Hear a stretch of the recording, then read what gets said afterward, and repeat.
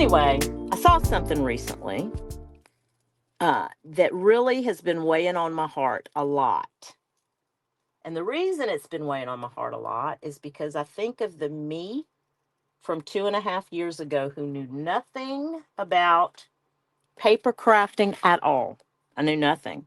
I didn't know what washi tape was. I know y'all think I'm kidding when I say that. I am not kidding at all. Not at all. And I remember whenever I started getting in people's comments, like Karla and Angela, the traveling crafter, and Meg, and all the folks who were so supportive, are so supportive, them just everybody saying the same thing. There are no rules in junk journaling, and you junk journal, you create it the way you want. It's your art. You are an artist. And because of that, um, is the only reason I'm here today. But I want the totality of that statement is this. For 55 years of my life, I did not create anything in the respect of art, is what I'm saying. Because even when I would try, I compared it to what other people did, or I felt like I had to buy a kit, or I felt like I had to do it a certain way. There were rules to it, and I didn't want any part of it because I always failed at it. And let me tell you something, I don't like to fail at things. And so because of that encouragement, because there were no rules, because I had this community of people who has been the most surprising thing out of this whole 2.5 years that I've been here, the most surprising and the most wonderful is the reason that I get to create art. Okay. But apparently there's this debate in the junk journal world that unless you use junk in your junk journal, you should not call it a junk journal. And while I'm not here to debate anyone, what I will say is this. I'm so thankful that I did not see those videos when I jumped on YouTube 2.5 years ago. Because had I seen that, I would have never explored the possibilities that this has turned into for me. So if anybody happens upon this live and you are just out there, you're not in the comments section, you're just watching and you're just curious like I was, I am here to tell you right now, you do not have to define what you create. You don't have to call it anything if you don't want to. And you can use digitals. You can go to Michael's and buy die cuts. You can dig it out of your trash if you want to.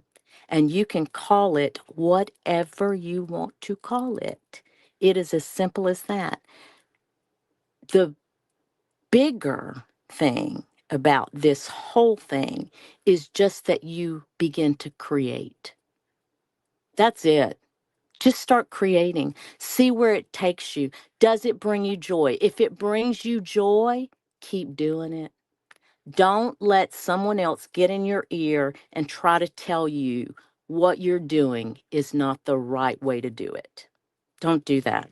You're going to miss out because I can't imagine my life without this. Yeah, I just I'm Stacy. I'll tell you, I'm still bad about comparing myself. I am, but I want to make because and you guys will be sick of me, probably because I will say this periodically. And again, I'm really not trying to be controversial. I'm not. I just want to make sure that the me of 2.5 years ago, even if it's just one person, doesn't miss out on the opportunities and the experiences that I have had because of junk journaling.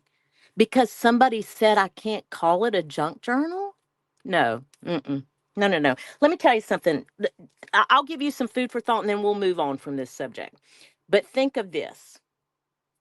Um, I personally would not pay, even if I had the money, $250,000 for an artist rendering of a Campbell's soup can. I wouldn't do it, even if I had the money.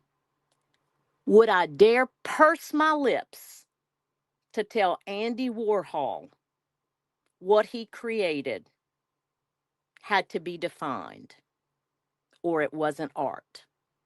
I would never do that. Just like I would never go. You guys hear me say this all the time. Let's use Bex as an example. Bex is one of the most fabulous creators when it comes to grunge. I don't create like that. I don't. I never have. Would I ever tell Bex that I don't like her art? I absolutely love to watch people that create grunge, but I don't have to create like that to love it. You know what I'm saying? Like there's just art is so subjective, but we shouldn't, I don't believe that we should limit ourselves in trying to define it. Why don't we just feel it instead? Because I believe that art should be about the emotion and the feeling. And that's all I'm going to say. We're going to move on. We're going to keep creating.